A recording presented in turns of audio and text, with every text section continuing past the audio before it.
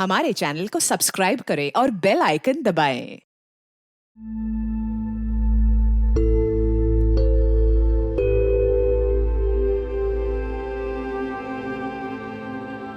स्तुति लोधिया, उम्र 12 साल, सपना बैडमिंटन प्लेयर बनना।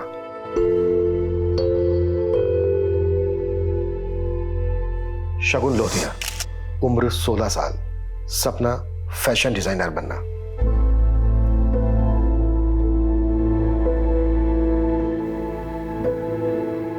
रिंकू लोधिया, उम्र 18 साल, सपना एयर होस्टेस बनना। नमस्कार, मैं हूं दिव्यांका त्रिपाठी दहिया। आपका स्वागत करती हूं क्राइम पेट्रोल सतर्क विमेन अगेंस्ट क्राइम की श्रृंखला में। कहा जाता है कि माहौल बदल रहा है, लड़कियां हर क्षेत्र में आगे आ रही हैं, लेकिन देखा जाए तो ये टीवी में, सोशल मीडिया पे ज्यादा हो रहा है। असल में ऐसा नहीं लगता कि अभी भी कई मानसिकताएं पिछड़ी हुई हैं?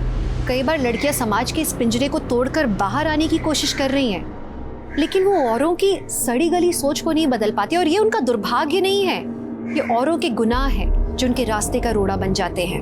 कई बार लोग इसे कड़वा सच बोल के चुप हो जाते हैं, लेकिन असल में हमारी खामोशी विषैलेपन को बढ़ा देती है।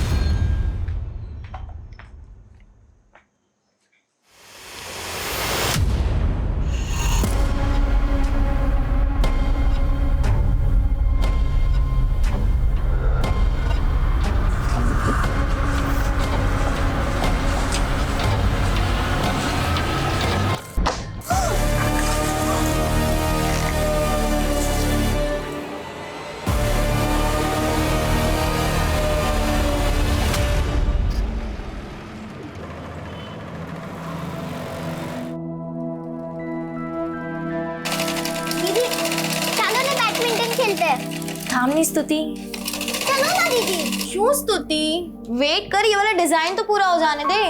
अरे सो अच्छे शगुन, क्या बातें चल रही दोनों बहनों में, मुझे भी बताओ। और हाँ, तेरा डिजाइन पूरा हुआ कि नहीं? ये देखो माँ, मैंने यहाँ पर बटन के बदले ये लगा दिया। कैसा लग रहा है? दिखा? वाह शगुन, बहुत सरस। अरे इतना पक्का काम करना सीख लिया तूने इतनी जल्दी। देखना माँ, मैं बड़ी होकर एक दिन बहुत बड़ी फैशन डिजाइनर बनूंगी। ये बड़ा बुटीक होगा मेरा। जरूर होगा बेटा, जहाँ चाह होती ना वहीं राह होती है। और पता है, जो मेहनत करते हैं ना उन्हीं के सपने पूरे होते हैं। और पता है तुझे, तेरा ये जो मेरी काम तो किसी को पढ़ी ही नहीं है, मुझे कोई भी मोटिवेट नहीं करता है। देखो नानी माँ बोली, मुंह क्या टेढ़ा हो रहा है? हाँ अरे बेटा मेरा, मेरी सबसे बड़ी उम्मीद है ना तुझी से, समझी? और माँ के लिए तो सारे बच्चे एक बराबर होते हैं, कोई भेदभाव नहीं होता। रिंकू दीदी कहाँ है? बाय।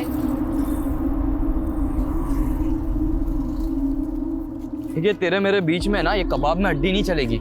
लेकिन लव ट्रायंगल वाली स्टोरी ना मुझे बिल्कुल नहीं पसंद, बहुत खून खराबा होता है इसमें। गोपाल देख, अपनी हद में रहे, वरना क्या?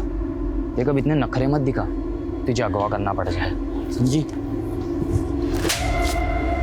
अभी तो सिर्फ थप्पड़ मारा है, आगे से ऐसी हरकत की ना तो जेल मोकली देश, समझे? चलो दीदी। क्या जरूरत थी तुझे उस लड़के को थप्पड़ मारने की? हाँ, अरे ऐसे लोगों से ना बच के रहना चाहिए, ना कि सरेआम तमाशा करना चाहिए। और तू रिंकू आज भी कॉलेज से लेट क्यों? माँ वो अरे शू थयु अनीता, क्यों बच्चियों को डांट रही है तू? क्या बोलूं मैं दीदी आपको, जवान लड़कियों को पालना ना पहाड़ चढ़ने जैसी बात है।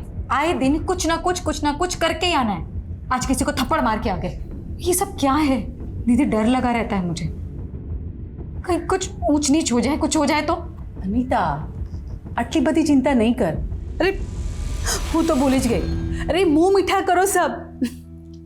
अरे बहुत मोटी खुशखबरी छे। खुशखबरी? अरे मेरी बड़ी बेटी राधिका का रिश्ता पक्का हो गया। क्या? मैं दो खाऊंगी। ले ले। अरे वाह दीदी, सच्ची में इतनी अच्छी खबर सुनाई है, बहुत बहुत मुबारक हो आपको। मैं ना दीदी सोच रही हूँ ना जल्दी से रिंकू के लिए एक अच्छा सा लड़का ढूंढ लो। नहीं? हाँ। क्यों माँ, मैं बाहर लगती हूँ आपको? अरे बेटा, तेरी माँ का वो मतलब नहीं था बेटा। लेकिन मासी, मुझे अभी शादी करनी ही नहीं है, मुझे पहले एयर होस्टेस बनना है। वो सारी चीजें एक तरफ है रिंकू, ठीक है? नहीं माँ, मुझे कुछ नहीं सुनना। मुझे अभी शादी नहीं करनी है, मतलब नहीं करनी है। अरे ये रिंकू रिंकू रिंकू रिंकू दरवाजा खोल।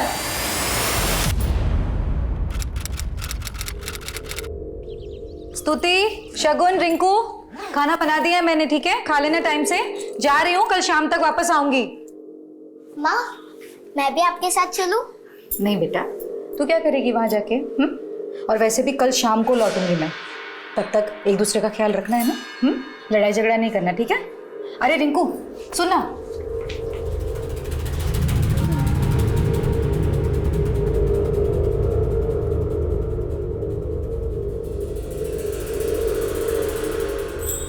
जाने से पहले कोई माँ को बाय बोलेगा या नहीं? माँ आप जाइए, मैं देख लूँगी। बाय मम्मा। बाय बाय बेटा।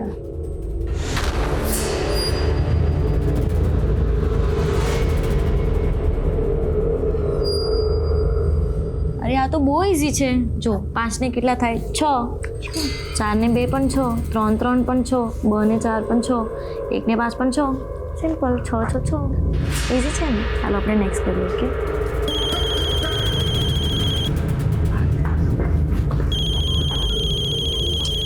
हेलो, कहाँ हो? मैं तो दिल्ली में हूँ रिंकू बेटा। पापा। तुमको क्या लगा मैं सूरत आ गया? अरे नहीं पापा, वो कैसे हो आप? मैं ठीक हूँ बेटा, तुम कैसी हो? हाँ पापा, मैं अच्छी हूँ। आप कब आ रहे हो? स्तुति बेटा। शगुन, बात कर रही हूँ ना। पहले मुझे बात करनी है ना पापा से। मुझे बात करनी है। अरे तुम लोग झगड़ो मत, मैं सबसे बात करूंगा। पहले ये बताओ मम्मी कहाँ है? पापा मम्मी तो बुटीक का सामान लेने राजकोट गई हैं। क्या मतलब तुम लोग घर में अकेली हो क्या?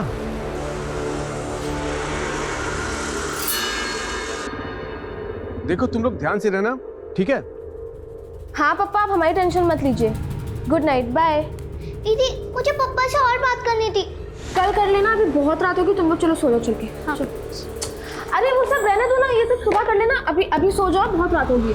चलो चलो चलो चलो चलो।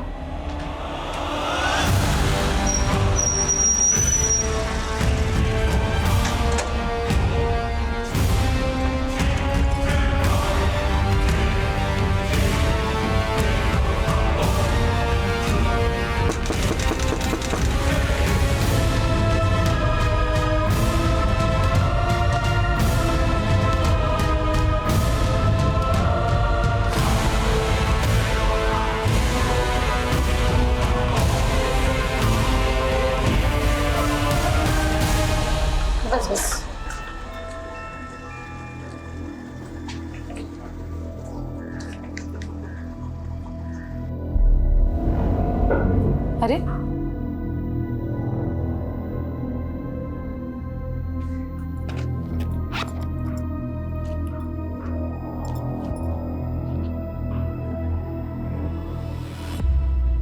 Number you have called is currently switched off.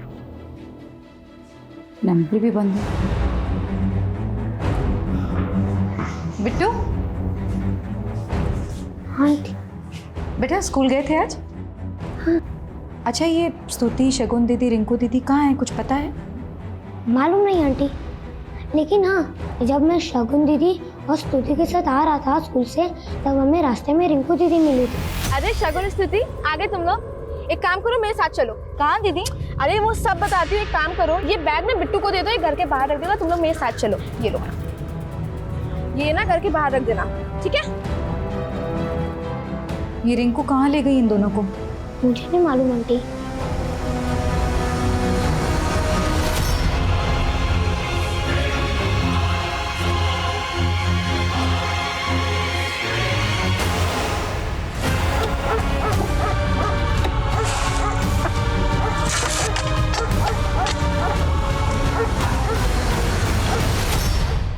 उमंग, आधी उम्र तो तूने शादी किए बिना ही निकाल दी।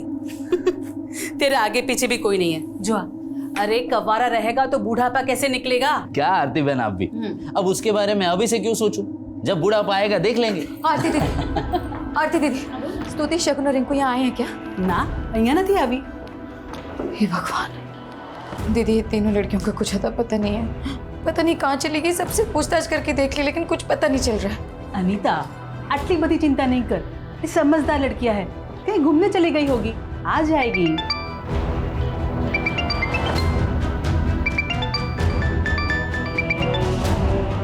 हाँ अनीता, कुछ पता चला उनका? नहीं, आरती दीदी के यहाँ भी नहीं है। अरे कितनी बार कहा है तुम्हें, उन्हें अकेला छोड़कर मत जाया करो। लेकिन तुम कल रात से गायब थी। अरे लेकिन दोपहर तक तो साथ थी ना तीनों। स्तुति और शगुन स्कूल भी गई थी, फिर रिंकू रास्ते में मिली दोनों को, फिर दोनों रिंकू के साथ कहाँ गई कुछ पता नहीं। अच्छा ठीक है, अब रो मत, हिम्मत से काम रखो, ढूंढो उनको। सुनो, आज रात की कोई भी ट्रेन मिल जाती है तो मैं कल तक सूरत पहुंच जाऊंगा, ठीक है?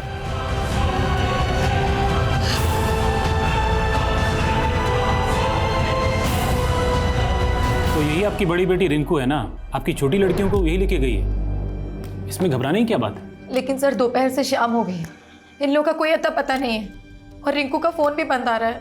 हो सकता है तीनों बहनें कहीं फिल्म देखने गई हों और आप लोग यहाँ बेकार में परेशान हो रही हैं। आप लोग घर जाइए, घूम फिर के आ जाएंगी तीनों।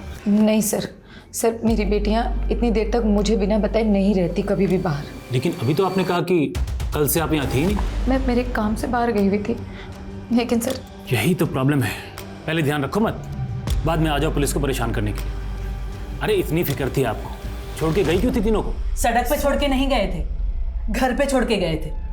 आप एफआईआर लिखिए हमारी। आवाज नीचे करके बात कीजिए हमसे। ठीक से आप भी बात नहीं कर रहे इंस्पेक्टर, मैं यहाँ वार्ड कमिश्नर के ऑफिस में काम करती हूँ, आप एफआईआर लिखिए हमारी। आप वहाँ काम करती है, ये तो बहुत अच्छी बात है, लेकिन अभी आप लोग का हो गया है, जाइए यहाँ से। अरे सर हमारे हमारे पास और भी जरूरी सरकारी काम है। क्या बात कर रहे हैं? चलो आगे।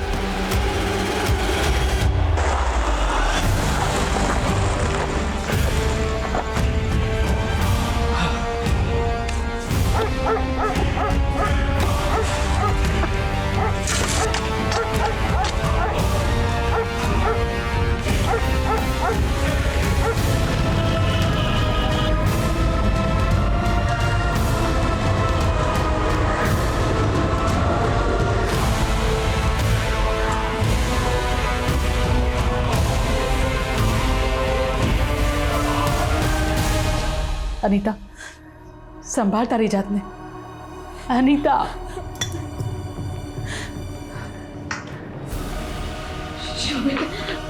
क्या कह रही पुलिस? हाँ क्या कहेगी, एफआईआर भी नहीं लिखी उन लोगों ने। पता नहीं शोभित हमारी बेटियां कहाँ होंगी, किस हाल में होंगी, कैसी होंगी।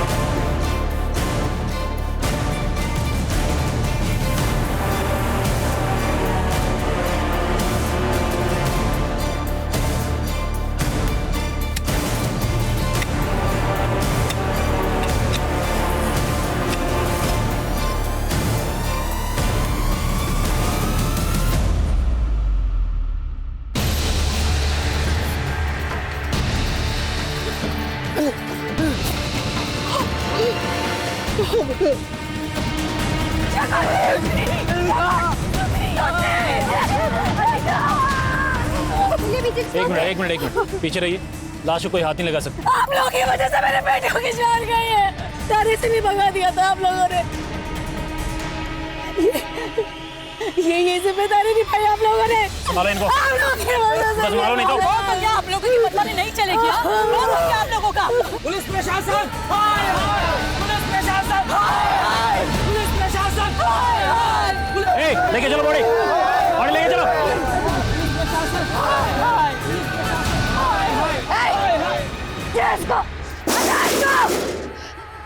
हाथ नहीं लगाना मेरी बेटियों को, हाथ नहीं लगाना मेरी बेटियों को। नहीं खो चुके हैं हम। अब हमारी बेटी रिंकू को ढूंढ के लाके दो।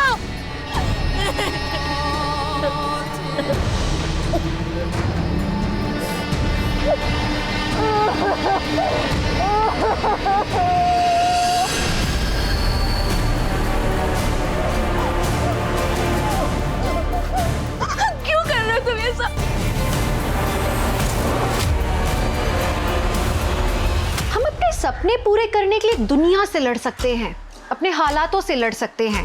स्तुति और शगुन भी अपने अटूट हौसले से जीत सकती थी, लेकिन किसी ने उनसे उनकी जिंदगी छीन ली, जिसने इन बच्चियों के सपनों को कुचल के रख दिया। क्या ये कोई बदले की कहानी थी? क्यों हुए ये निर्मम अपराध? इस केस की सुर्खियां न्यूज चैनल्स में, अखबारों में हमेशा की तरह छा रही थी और इन्वेस्टिगेशन टीम को भी बदलकर क्राइम ब्रांच के हाथ में सौंप दिया गया था। लेकिन आमतौर पे इस तरह के जुर्म की कहानियां जद्दोजहद भरी होती हैं, मुश्किलों से इंसाफ मिलता है। हमारे लिए ये जानना बेहद जरूरी है कि रिंकू शगुन और स्तुति को कहाँ लेकर गई थी, जिसके बाद से रिंकू गायब है और शगुन और स्तुति की लाशें मिली। हम भी तब से यही जानने की कोशिश कर रहे हैं, लेकिन कुछ समझ में नहीं आ रहा है। उस दिन हम यहीं पहुंचे थे, शगुन दीदी और स्तुति के साथ। रिंकू दीदी आई और उन्हें लेके चली गई। मालूम करो, इस डायरेक्शन में जाते हुए किसी और ने देखा है क्या? और अगर कहीं कोई सीसीटीवी मिले तो उस दिन की फुटेज निकालो और चेक करो। Okay ma'am. सर, स्तुति और शगुन को तो हमने खो दिया, लेकिन हमारी रिंकू सही सलामत पहुंचा दीजिए बस हमारे पास। चुप हो जा। हम पूरी कोशिश करेंगे, अपनी पूरी ताकत लगा देंगे आपकी बेटी को ढूंढने में। जब किसी पर शक है आप लोगों के जो आपकी बेटियों के साथ ऐसा कर सकता है?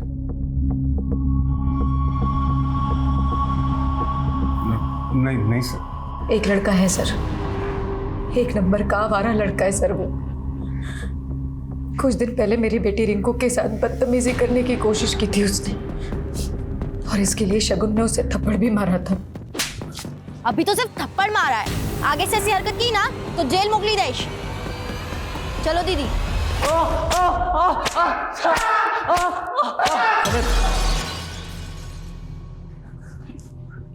रिंकू कहाँ है रिंकू?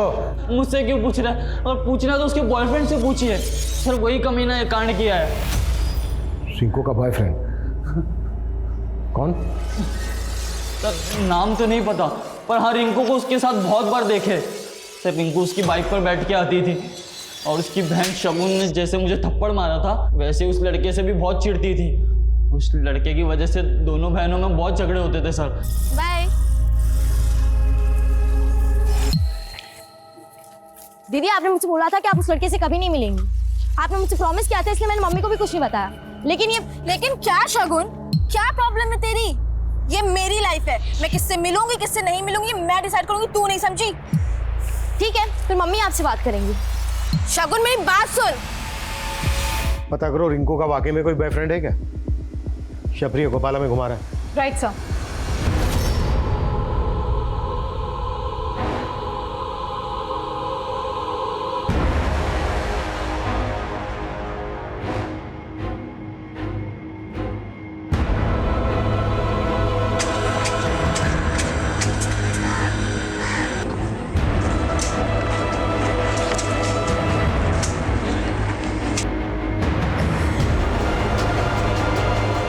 क्या हुआ माँ, बहुत चुपचाप लग रही हो। नहीं कुछ नहीं, बस थोड़ी थकावट ज्यादा है आज। ना मम्मा, हम आपकी मालिश कर देते हैं। अच्छा। और मैं पैर दबा देती हूँ। अरे आपको कुछ नहीं हुआ है, आपको सिर्फ विटामिन ए की कमी है। अरे मैं आपके लिए टैबलेट लाऊं? हाँ, मुझे पता नहीं था इतने सारे डॉक्टर्स हैं। हाँ क्या है? तुम लोग को पता है मेरा टॉनिक क्या है? क्या? तुम तीनों जल्दी से गले लगो मेरे, तो मुझे पूरी एनर्जी वापस मिल जाएगी।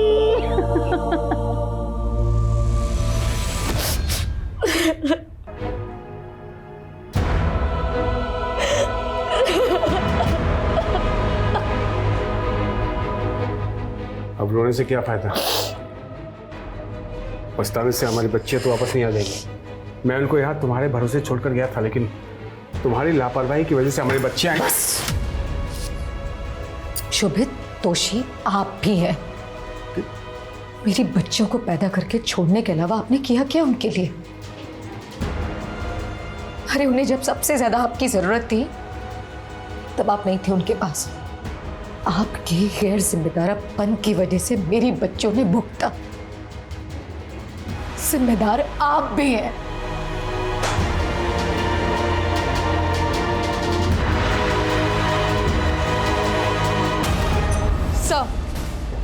शगुन और स्तुति के पोस्टमार्टम रिपोर्ट्स, दोनों के इंटरनल ऑर्गन्स पे इंजरीज के मार्क्स हैं।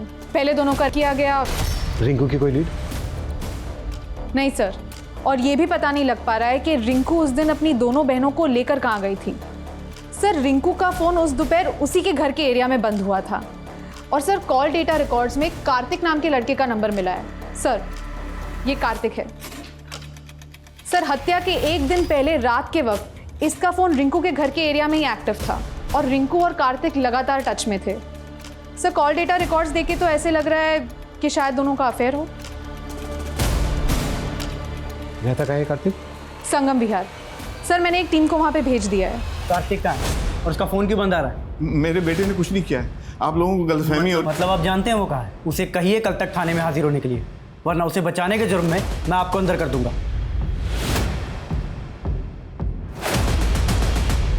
क्या? ये आप क्या कह रहे हैं सर? नहीं, रिंकू का बॉयफ्रेंड नहीं हो सकता सर। इसका नाम कार्तिक है। रिंकू का और इसका लगभग रोजाना मिलना होता था। आपने इस लड़के को कभी रिंकू या घर के आसपास देखा? नहीं सर, मैंने नहीं देखा इसे। लेकिन शगुन और स्तुति की मर्डर की पहली वाली रात को भी इस लड़के का फोन इसी एरिया में एक्टिव था। सर, मुझे सच में कुछ नहीं पता, मैं नहीं जानती, मैंने नहीं देखा कभी, और मैं तो उस रात घर पर भी नहीं थी। जाहिर सी बात है, ये लड़का आपके एब्सेंस में यहाँ मिलने आया। सर, मैंने इस गोपाल को कार्तिक की फोटो दिखाई। उसका कहना है कि वही लड़का है जिसकी वजह से रिंकू और शगुन के बीच में झगड़े हो रहे थे। और सर, शगुन रिंकू को ये धमकी दे रही थी कि वो उसका ये राज अपनी माँ को बता देगी। लेकिन रिंकू की माँ का तो कहना है कि उन्हें रिंकू के अफेयर के बारे में कोई भनक तक नहीं थी। सर, हो सकता है कि रिंकू को इस बात का डर था कि शगुन ये राज अपनी माँ को बता देगी।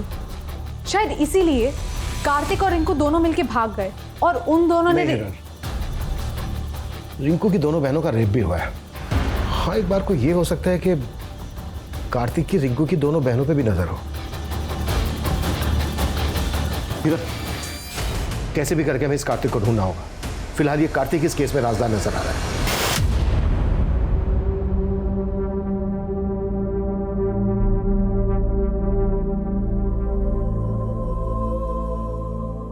बेटा, मैं तेरे सपनों के खिलाफ नहीं हूँ, मुझे बस डर लगता है। डर तो मुझे आपसे लगने लगा है। आप सिर्फ कहने के लिए बोलती हो कि आपको हमारी परवाह है, लेकिन सच तो ये कि आप सिर्फ खुद के बारे में सोचती हो। इसके लिए पापा ने भी आपको। बस रिंकू। क्या हुआ? सच नहीं सुन सकती ना आप? तो मैं भी आपके फैसले बर्दाश्त नहीं करूंगी अब। बस करो दीदी, वरना क्या? बता देगी, बता दे, मुझे अब कोई फर्क नहीं पड़ता।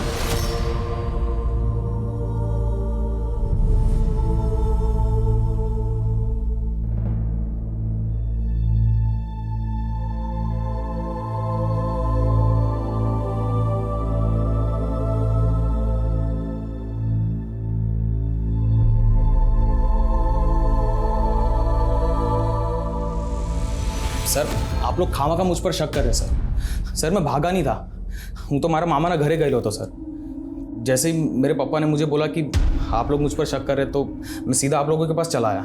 बड़ी सफाई से झूठ बोल लेता है तू। ना सर, वो झूठू नहीं बोलतो। मैं मानता हूँ कि मैं और रिंकू हम एक दूसरे को पसंद करते। 10 तारीख को रिंकू अपनी दोनों छोटी बहनों को लेकर तेरे पास आई थी। ना सर, रिंकू अपनी दोनों बहनों को लेकर मेरे पास क्यों आएगी? लेकिन 9 तारीख की रात को तो तू रिंकू से मिला था। हाँ सर। नहीं, कॉल रिकॉर्ड्स दिखाएं कॉल रिकॉर्ड्स, वो भी देर रात को। रिंकू की मां अनीता की एब्सेंस में कुछ आया याद या फिर याद दिलाएं? नहीं सर, याद आया मुझे। मैं गया था वहाँ पर, वो रिंकू ने मुझे। क्या हुआ?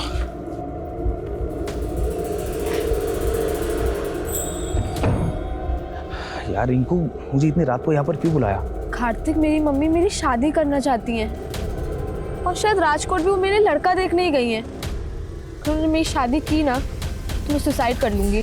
एक काम करते हैं, तुम ना मेरे साथ भाग चलो, हम दोनों शादी कर लेते। नहीं कार्तिक, मुझे अभी शादी नहीं करनी है। मैंने कहा ना मुझे एयर होस्टेज बनना है।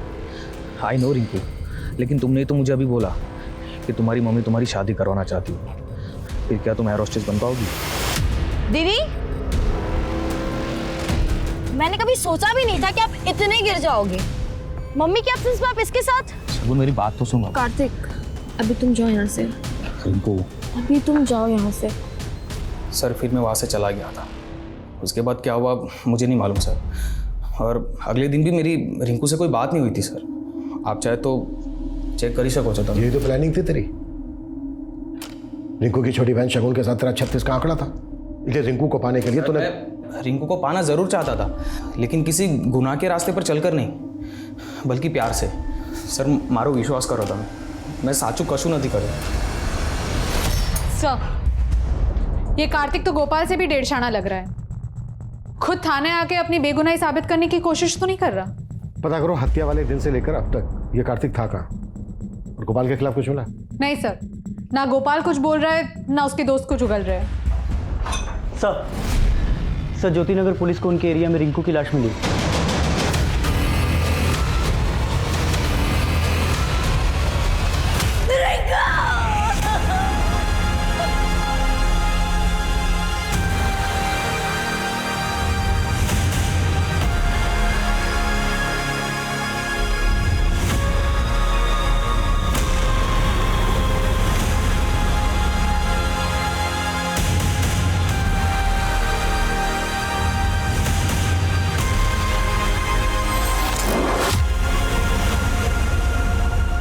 स्तुति लोधिया उम्र 12 साल, सपना बैडमिंटन प्लेयर बनना। शगुन लोधिया उम्र 16 साल, सपना फैशन डिजाइनर बनना। रिंकू लोधिया उम्र 18 साल, सपना एयर होस्टेस बनना। ये तीनों ही लड़कियां बहुत ही एम्बिशियस थी। जिस माहौल में ये पढ़ी बढ़ी उसके हिसाब से इनके सपने बहुत बड़े थे। हो सकता है किसी को इन बच्चियों के सपनों से जलन हो, इनकी फैमिली से दुश्मनी हो, जो इनका रेप और मर्डर करके निकाली गई। सर लेकिन अनीता और शोभित ने गोपाल के अलावा किसी और पे शक नहीं जताया। यही तो मुझे भी खटक रहा है। जिस तरह से इन तीनों बच्चियों को रेप करने के बाद मारा गया, ये गहरी रंजिश की तरफ इशारा करता है। और अभी तक हम ये तक नहीं पता कर पाए हैं कि रिंकू अपनी दोनों छोटी बहनों को लेकर गई कहां थी। विरल, हमें इस फैमिली के दोस्त, दुश्मन, रिश्तेदार सबको खंगालना होगा। जी सर।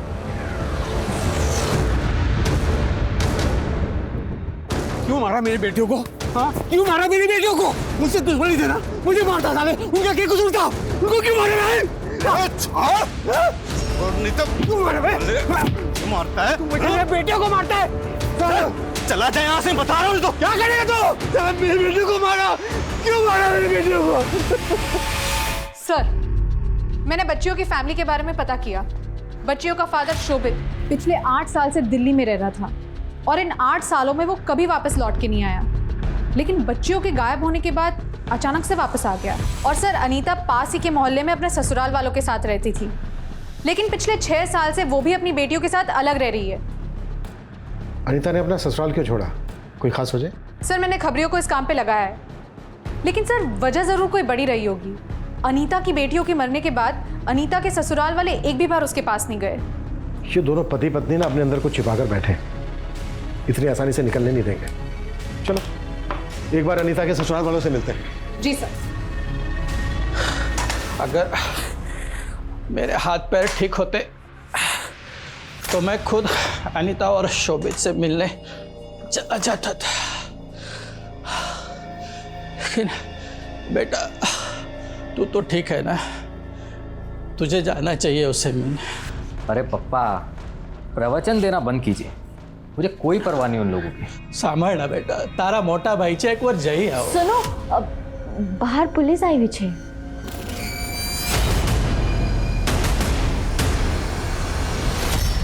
हम घर गए थे आपके फादर ने कुछ बताया हमसे?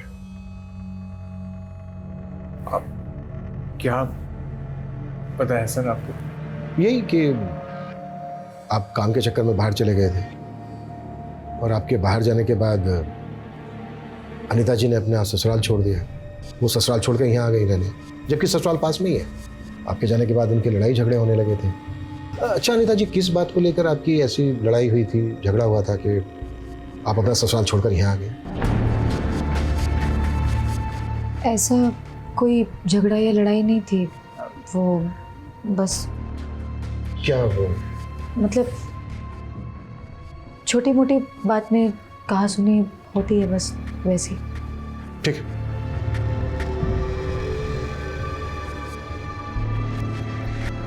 अब जितना यहाँ रुकोगी ये हमारा इतिहास कुरेदते रहेंगे। अब भी वक्त है, चलो मेरे साथ दिल्ली। इन दोनों के हाव भाव को देख के ऐसा लग रहा था कि जैसे दोनों को छिपा रहे हैं हमसे। इन्होंने अपनी 3 बेटियों को खोया है, सख्ती करना तो इनके साथ ठीक नहीं होगा। अपना खबरी नेटवर्क एक्टिव करो। इन दोनों के पास की एक डिटेल चाहिए मुझे। कितनी बार की तुझे कि एडल्ट डायपर पहना करो, लेकिन नहीं, पता नहीं और क्या क्या बकवास झेलना पड़ेगा मुझे इस घर में। ये साफ सफाई करने के लिए आई हूँ मैं। अबे मारी नाक ना मुझे, मारी डाल। जैसे अनिता के बेटियों को बात क्या क्या बकवास कर रहे हैं आप? हाँ, कुछ भी बोले जा रहे हैं जो मन में आ रहा है। क्या हुआ? क्या क्रिकेट लगा रखा है? जो तुम्हारे पापा ने कही थी। देखो लोग देख रहे हैं वहां बाहर।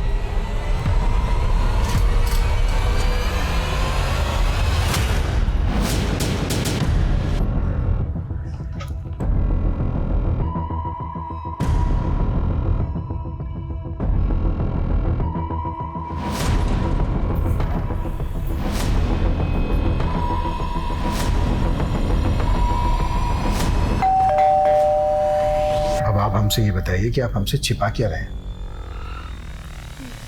वो सब मैं सब तुझसे डरने वाला नहीं हूं मैं। अब ये बोझ लेकर मरूंगा भी नहीं, सब कुछ सच सच बता दूंगा मैं। रामचरण जी, आपको किसी से डरने की जरूरत नहीं है। आप सच बोलिए, पुलिस आपके साथ है। अनिता ने मेरी बहुत सेवा की थी सर, इसलिए मैंने सोचा था ये सब कुछ अनिता और उसके बेटियों के नाम कर दूंगा। लेकिन शोभित के दिल्ली जाने के बाद अनिता और उसकी दोनों बेटियां इनकी नजर में चुभने लगी थी। चुप कर। पहले भी उनके खाने में जहर मिलाकर उन्हें मारने की कोशिश की थी तुमने। अरे शु थयो, बच्चे इतनी वोमिट क्यों कर रही है? मैंने नहीं खबर, जाके पूछ लो क्यों वोमिट कर रहे हैं। क्या हुआ बेटा?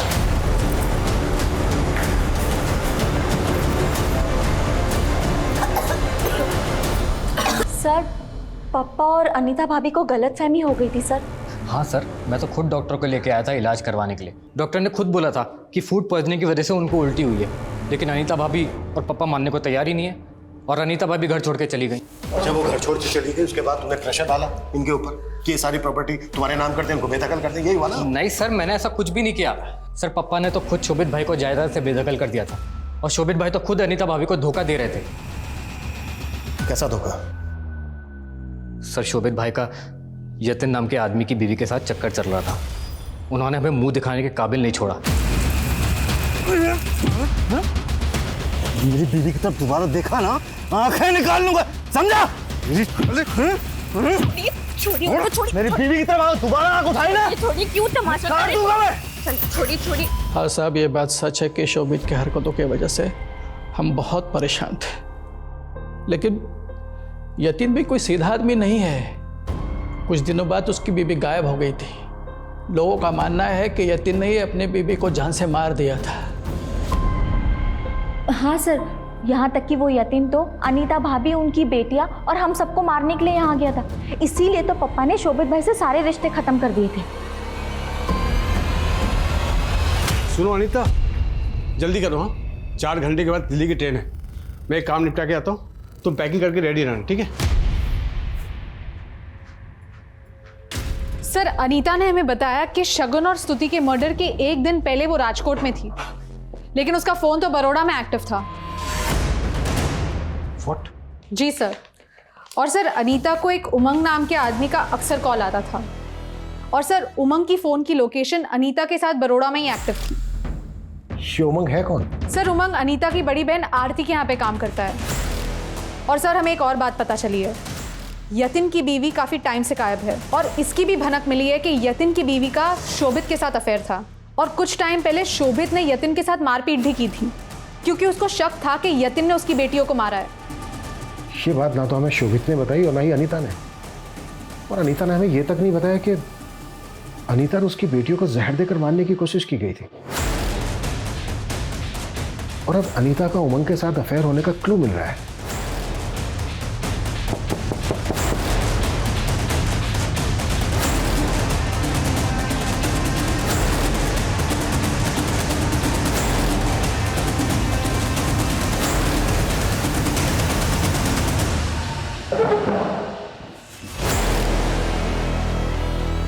तुम दोनों के बीच रिश्ता क्या है? सर मैं आरती दीदी से मिलने उनके ऑफिस जाया करती थी, इसलिए इन्हें अच्छे से जानती हूँ। तुमने हमसे पहले कहा कि तुम राजकोट गई थी, बाद में हमें पता चलता है कि तुम उमंग के साथ बड़ौदा में थी और वहां पर एक साथ एक ही होटल के एक ही रूम में रुके। अब ये बिल्कुल मत कहना कि तुम लोगों के बीच कोई रिश्ता नहीं है। सर रिश्ता दोस्ती का है। शोभित ने कभी मेरी फिक्र नहीं की, मुझे मेरी बेटियों के साथ अकेला छोड़कर दिल्ली चला गया और फिर बरखा की वजह से मुझे मेरी बेटियों के साथ अकेले रहना पड़ा। और एक अकेली औरत पर हर कोई नजर काटता है सर, ऐसा मेरे साथ भी हुआ।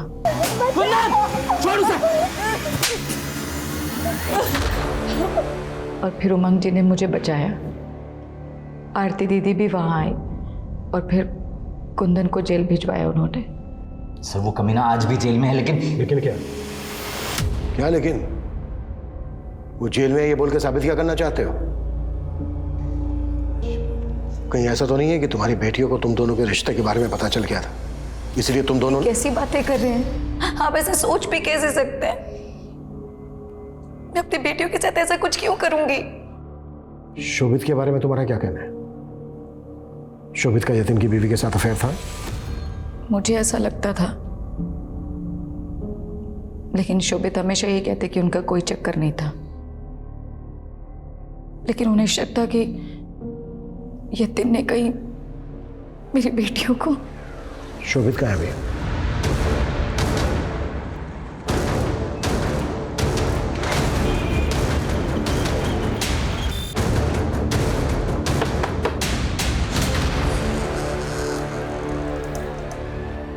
ये सुमन का घर है जो मुंबई में रहती है। अब आप यहाँ पे क्या लेने आए? सुमन का 4 दिन पहले मुंबई में मर्डर हो गया।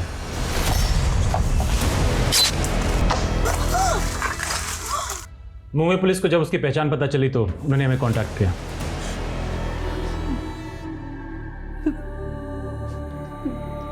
ये सब अचानक कैसे हो गया?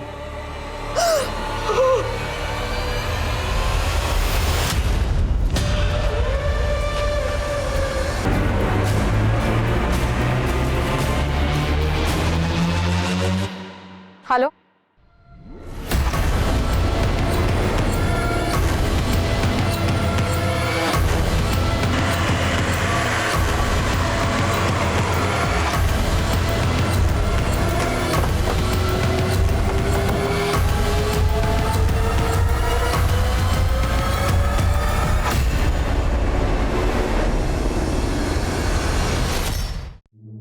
सर शोभित के बारे में सारी इंफॉर्मेशन निकाली है मैंने। शोभित दिल्ली के भजनपुरा इलाके में रहता है अपनी दूसरी बीवी के साथ। दूसरी बीवी? जी सर। और सर ये दूसरी बीवी और कोई नहीं बल्कि यतिन की वाइफ प्रभा है। और सर अनीता की मर्डर वाली रात शोभित ने दिल्ली जाने वाली ट्रेन पकड़ी थी। शोभित को यहाँ उठा के लाओ। प्रदीप, उमंग, यतिन, इन सबको हाजिर करो। इन सबके पास अनीता की बेटियों को मारने का मोटिव। इन सबसे सख्ती से पूछताछ करनी होगी। तुझे पता था कि शोभित तेरी बीवी प्रभा के साथ दिल्ली में रह रहा था, तो तूने उसके पूरी परिवार को यहाँ खत्म कर दिया? नहीं मैडम, मारना होता तो मैं शोभित तो प्रभा को मारता। उनके परिवार से मेरी क्या दुश्मनी थी? सर मेरी बेटियों के साथ जब ये हादसा हुआ तो मैं यहाँ था भी नहीं सर, मैं तो दिल्ली में था सर। देखिए मैडम, मेरा इससे कोई लेना देना नहीं है। मैंने तो बस इंसानियत के नाते अनीता की मदद की थी। मारा कि मैंने अनीता और उसकी बेटियों का हक छीना है, लेकिन मैंने उसे मारा नहीं है।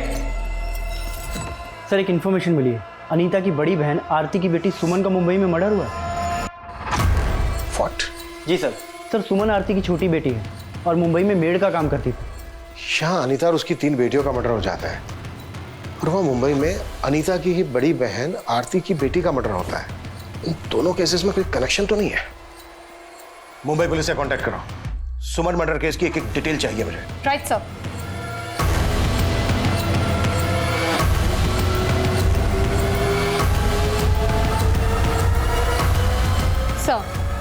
ये देखिए, यही वो आदमी है जो सुमन का पीछा करते हुए दिखाई दिया था।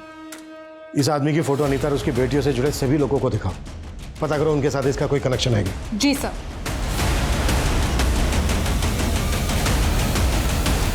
क्या तुम इसे जानते हो?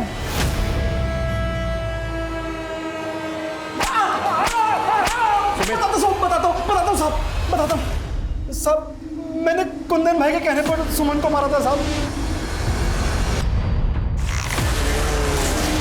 मैंने कुछ भी नहीं किया साहब, कुछ भी नहीं पता किया हमने, काफी समय से पैरोल पर बाहर था और जगताप ने हमें यह भी बताया कि उसने तेरे कहने पर सुमन को मारा है। अब ये बता तूने सुमन को क्यों मरवाया, आरती और उसकी बेटियों को क्यों और किससे मरवाया? हाँ, मैंने मरवाया सबको। क्यों? दरअसल ये सब कुछ गलतफहमी से शुरू हुआ था। शोभित ने शहर में उमंग को बताया कि उसे एड्स है और उमंग ने मुझे आके बताया, तो मैंने उमंग को मना किया किसी को भी ये बात बताने के लिए, क्योंकि मेरी बड़ी बेटी राधिका की शादी तय हो चुकी थी और मैं नहीं चाहती थी कि किसी को भी ये बात पता चले। इसीलिए मैंने चारों को मरवाने का सोच लिया और कुंदन को भी मैंने ही पैसे दिए थे। मैं एक साथ चारों को मरवाना चाहती थी, लेकिन मुझे नहीं पता था कि अनीता घर पे नहीं है और मैं रास्ते में रिंकू से मिली और फिर रिंकू अपनी बहनों को बुला कर लाई। फिर मैं उन लड़कियों को आगे ले गई जहां मैंने उन लड़कियों को कुंदन के हवाले कर दिया, लेकिन कुंदन ने उनका रेप भी किया और बड़ी बेटी को अपने पास रख लिया अय्याशी के लिए। और फिर मेरे डांटने पर कुंदन ने रिंकू को भी मार डाला और उसके बाद अनीता को भी मरवाया। अपनी खुद की बेटी सुमन को क्यों मरवाया? कि शोभित की एड्स की बात छुपाने के लिए मैंने ही लड़कियों को मरवाया था, लेकिन मुझे डर था कि सुमन किसी के सामने अपना मुंह ना खोल दे। एक औरत, एक मां के नाम पर बदतुमा दाग हो तुम मेरी नजर में। वो जीवन ही क्या जो डर डर के जिया जाए। कुछ परिस्थितियां ऐसी होती है जिसके आगे इंसान बेबस होता है, जैसे HIV, एड्स।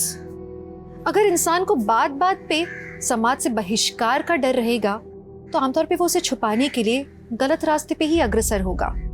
ये गलत मानसिकता ही असल में सबसे बड़ी बीमारी है जो एक साधारण सी औरत आरती को इतना बड़ा क्रिमिनल बना सकती है। लेकिन इस पागलपन से आरती को क्या मिला? उम्र भर की कैद। हमें इस बीमार मानसिकता से खुद को बचाना होगा। क्यों? क्योंकि मानसिकता बदलेगी तभी समाज बदलेगा।